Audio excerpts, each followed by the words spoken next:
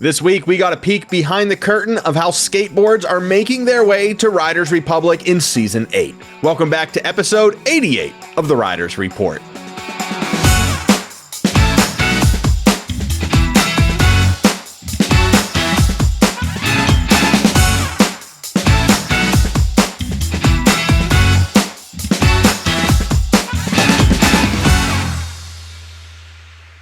Before we get started today, we want to recognize our existing YouTube members. A special thank you goes out to executive producers Bonecrusher 2D, Coach 34, and my mom, co-producers Captain Snowbeard and Kelavepa, and our fans and Fans Plus.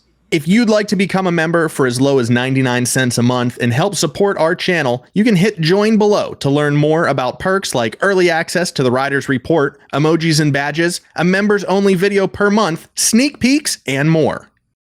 With Season 8 coming at the end of September, there are new editions of the game to purchase. If you are new to Riders Republic, you can get the Skate Edition, which comes with the base game and the Skate add-on, the 360 Edition, which includes the game, the Skate add-on, hoverboards, the Ridge Ultimate Pack, and Skate cosmetics, and the Complete Edition, which includes the game, the Skate add-on, the Skate Plus Pack, and the Year 1 Pass.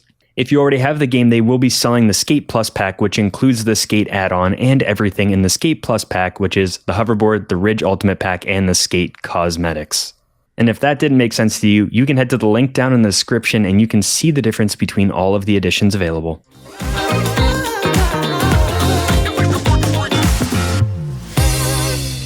Well, last week ended on a sweet note from the Ubisoft main channel over on YouTube. We received a video from the developers of Riders Republic talking about Season 8 and just what it has taken to get skateboards into the game, where it was, where it is now, and where it's going. This is a almost 4 minute long video, but I don't know, it didn't answer a lot of questions, but it just got me more hype. It gave a little more weight to the whole release of Season 8 coming up in September. It's really nice to see these videos too. I know we've always talked about more community engagement from the studio, and we get to hear from the developers who've been working on this project for a long, long time. They've been working on it from Steep even, and you get to hear a bit more of, what they feel about the updates. And we've also touched on that too. When we have stuff that's added into the game, the devs are really passionate about these sports, about these areas, and about the game. And that really comes through. So I hope we see more of these dev diaries. Yeah, we've said this time and time again. We've been with the games, with the studio since Steep. And the developers and the animators of Steep live and work in the French Alps, right? Not 2-3 miles away from snowy mountain peaks. And every week, once or twice a week, I don't know if they're still doing it in Riders, but they would go up as a studio and they would ride the mountains. They're building a game about snowboarding and skiing. They would be snowboarding and skiing once a week. And that wasn't like mandatory you have to go. It was because this game was built by skiers, by snowboarders, by enthusiasts, and adventure sport athletes. So Riders Republic follows the same vein. These people really are invested in this. A lot of these developers are skateboarders, mountain bikers as well. So this is just a love song to their sports as well. It's not just, I was assigned to this project, so I'm going to love skateboards for the next 3 years of my life. No, these guys are actually skating as well. This is a love story to their sport. And there was a couple cool things that they mentioned throughout the video. One is that skate has been a goal since the initial development of the game. And that's almost not surprising that that's the thought. But I know a lot of the community and just people in general thought that when the EA Skate game announcement came, then they were rushing to put skateboards into Riders Republic 2 to try and maybe not live up to what Skate will be when it's eventually released, but just try and capture some of that crowd or add that feature into the game. But it's actually something that they've wanted in for a long time, but they wanted to make it the most polished that they could, make it feel really well before they had it in the game. Yeah, I was just going to say, we have talked about this at length on our channel. Skateboard is not something that you can just sprinkle into the game and not really think about it, just add it on, behind the scenes and, by the way, did you hear skateboard? No, there's an entire video game genre dedicated to this one sport. It's not like mountain bike where you're going up against indie or mobile platformers. Skateboard is skateboard. We all grew up on the GameCubes, on the N64, playing those original, those old as dirt consoles now. Tony Hawk Pro Skater. It was one of the first games that I played on GameCube. So skateboarding has been around for quite a long time on a controller, and you can't just half-ass it. You really need to give it all of your effort. And I'm really hoping that Riders Republic does skateboarding justice. We know that they want to release the most polished version of any sport that they've ever released on the game, because they know the importance and the bar that is set for skateboarding. But I don't know. I don't know where we're going to find those little holes to poke after a couple of weeks with the game. I hope there are none, but there always is with a new release, a new update of a game. And they also talked how skateboarding is the most involved in terms of what you can do out of all of the sports in the game. So they have, typical like ground tricks, you have grinds, you have air tricks and more vertical tricks, you have grabs that you have to consider. And then they also have the stalls where you can actually like catch on the lip of a half pipe or a quarter pipe. And that's weird to do with game physics when you don't do that too much on skis and snowboards. So it's hard to anticipate when a player wants to actually stop on the lip of a rail or if they want to go up in the air. So I'm sure there's a lot of challenges to work through with the skateboard and actually like see how it would feel and make it feel different from the other ones, because BMX and snowboard, it's a weird combo between the two of those. Well, they definitely had the right firepower in the mocap suits to capture all of these different actions that are so dedicated, so special to skateboard as a single standalone discipline. I'm talking Vincent Milieu. He placed 4th at the Tokyo Summer Olympic Games. You can't ask for, too much better than that. And you also had George Pull, who just placed 7th at the Munich MASH earlier this year. So 2 incredible skateboarders were able to don the mocap suits and give them all of that granular data they needed to, like you said, create a completely different trick set than any other sport that exists in the game or in their database. Up until this point. So yeah, a lot of nuances here that if they get it right, this could be a contender in the skateboard video game series in the genre, but get it wrong or get it slightly off and it may not hit the marks that everyone is holding it to. And I think one of the ways that really helps with this is the new area that they're bringing into the game. We have the deck. They say that there are 6 distinct districts, and I think we've been saying 5, so I don't know what we missed out on. Maybe it's the middle area where like the deck. Yeah, maybe? There's a screen, and then it's more of a plaza or like a, I don't know, something you would see downtown, just an open place between all of the skyscrapers. That might be the 6th distinct area, which in earlier versions of testing wasn't quite finished. But they say it's also the largest and densest spot in the game. It does feel very big. I feel like it feels maybe like Mammoth City or like Area 52, but it could be a bit larger. There's definitely a lot more you can do as a rider, though, because every section is a ramp or a rail or something that you can do tricks on. And I like this approach where, they come up with this big new area at the launch of season 8. So it's not an area that you can spend 3 days and then be pretty satisfied that you've hit everything.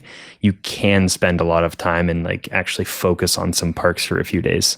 Yeah. I understand why the timing was how it was in the release of skateboards and season 8, but season 8 really to me feels like the season 2 release, the year 2 release. Like this is the big meat and potatoes of year 2. It is coming later in the year as well. It's not like a January release, holiday release. But yeah, this is absolutely massive. It may not be the largest spot or destination on the map, just by square footage, but like you said, rideability. It is definitely by far the most dense for, rideable and dynamic structures. I'm really looking forward to tearing into this. Like you said, it's not going to be a 3-day in and out. We're done. Let's go to the next thing. It's going to be like 3 days in the Vans Park. All right, 3 days in the X Games Park. Sweet. Let's take another couple days in the X Games Park. All right, now let's go over to the hangar. Let's go over to the container parks. There's so much to do just from an initial rider like exploration perspective. But then we're going to start throwing competitions in. And now we haven't even started to talk about replay mode in this wrap up. They mentioned it briefly in the video. But on top of that, you're going to have community events. You're going to have community challenges and, just tons of people populating this area. It's going to be a lot of fun for hopefully the foreseeable future. This really should be a mainstay, an anchor point on the Riders Republic map for new and returning riders. I'm very excited to see what people will do with the replay mode and skateboard. That's where creative action sports videos started, was with skateboard, and that whole culture built around carrying a giant VHS on your skateboard while following your friend doing some cool tricks with the fisheye lens. And then you started to see it grow into other sports, but skateboard was really where that took off. I was going to say, we were just talking about your flip video camera. I think the 360p, no SD card, no film, no tape. You plugged it right into the computer. Which version did you have? Yeah, it had the fish lens. It had the fisheye. It had all of those. We were making skate videos when we were in middle school and in elementary school as well. Yeah, it's cool to see that kind of come full circle. Yeah. No, I'll definitely say. Well, again, season 8 right around the corner. We are officially under 1 month before skateboards make their way to Riders Republic. September 26th is the date. If you don't have a package, if you don't have the game yet, purchase it now, pre-order, get in line, get ready for the day, because after the 26th, hopefully the entire landscape of Riders Republic will turn on its head.